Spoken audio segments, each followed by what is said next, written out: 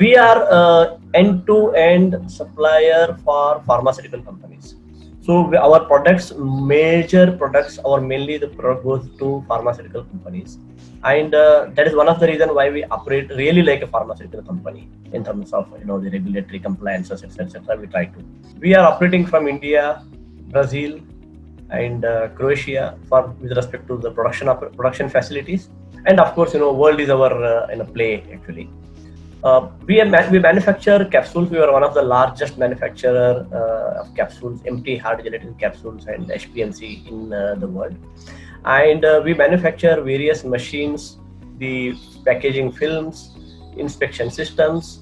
So all that go to pharma companies, and they will be able to kind of complete run a pharma factory using our products. One of the large inspection systems manufacturers, and focusing on track and trace, PVC barrier films and all, which go to pharmaceutical industry, and of course machinery for blister packing and capsule filling and whole range of machinery we have. We use SAP across the manufacturing area, the commercial processing, etc.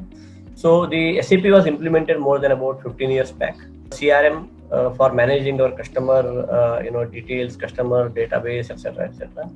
We have the SAP SRM completing the implementation of analytics, so there is Power BI.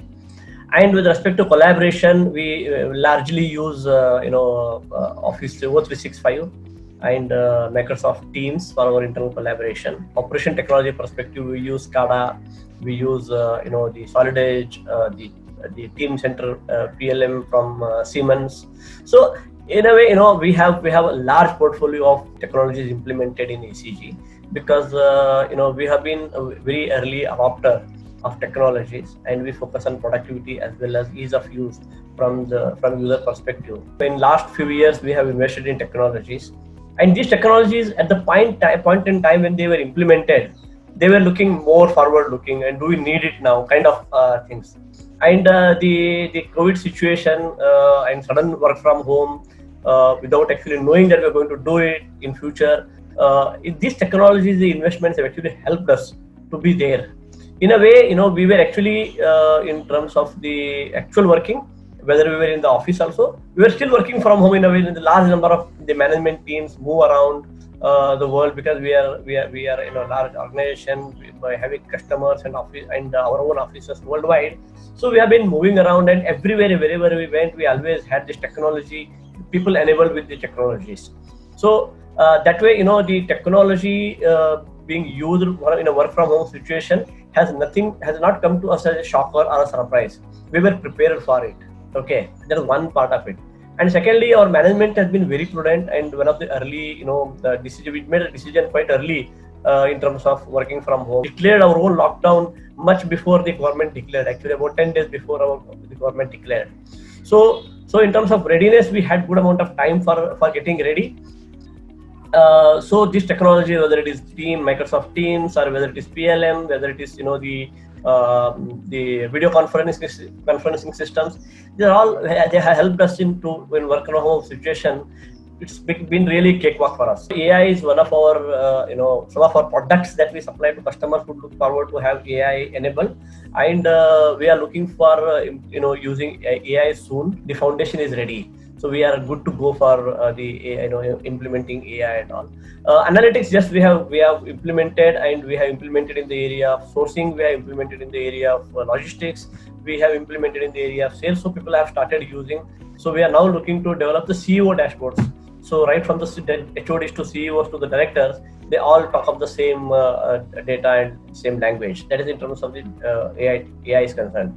The other adoptions, like the RPA, we are looking to be a serious adopter of RPA soon. We will be probably going for RPA. We have already done the evaluation.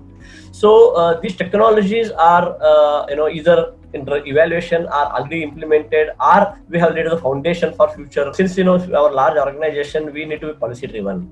So we have implemented large detailed policies for everybody. Of course, it took us some time to be more clear on various aspects of the policy. But as soon as we declared the lockdown, within a week we announced the policy so that people were very clear as to see small things like the usage of the mobile data or the data cards. How do I get paid for my internet? So these are small irritants which we wanted to first clear. Security is one of the concern always. So we have been very categorical on what to use and what not to use, and we have implemented technologies like data leakage protection DLP policies, and we had some tools which we implemented to ensure that the users do not move around with the data. We took care of flexibility, the ease of use, and the comfort of the user, but at the same time we were very particular about security and what you can do and what you cannot do, because ultimately it is company's assets, company data. We have the capsules, we have the machinery group, and we have the inspection group, etc. So we used to have the meeting with each and every group separately every week, and any user, any person from who is using our technologies, our devices, can come in the meeting and highlight his problem. With respect to security, we did a lot of security awareness programs. We did a lot of trainings on usage of these tools like Teams, and how they can be productive in collaborating with each other when they are working from home to a large extent, because we can track the material availability. We can automate the material movement, predict the availability of this material at the customer's place, and also when we receive the material. These technologies actually they enable to this extent that when we deal with the production, when we deal with the dispatchers, we can actually predict what is going to happen. Most of our factories operate 24/7, and to customers worldwide, we have to be ready fully to ensure any disaster happens. Our customers are not disturbed, because what we supply is capsules which go into pharma industry, and if pharma industry is disrupted, what will happen to people's health? So we have to be aware of this fact. The disaster recovery site and all we have been having since more than 10 years. We have adopted the cloud technology like the O365. Our servers and all have been moved to data center more than 8-10 years back. So to that extent, we have made ourselves ready. Should there be any disaster, our customers are not impacted, or production is not impacted. But technology alone doesn't suffice in terms of meeting the business continuity requirements.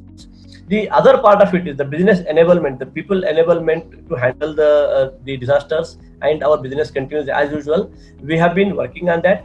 We are working in some areas still. Probably we will have the complete readiness in few months actually. RPA is on our radar, and we are evaluating that and implementing soon. We are in the midst of analytics implementation. AI and ML are certainly the ones which we will seriously look at, not only for our internally consumption by our users, but also helping our customers to do predictive maintenance and they manage the production better. Blockchain is another area which we would be seriously looking for our track and trace businesses. We need to look at both the parts of the technology enablement. One is internal enablement, and also helping the customers to use those digital technologies. We do have a very good technology roadmap, and we continuously have been investing in technology, and will continue to invest in technology, because we don't look at technology as a cost, but more as an enabler.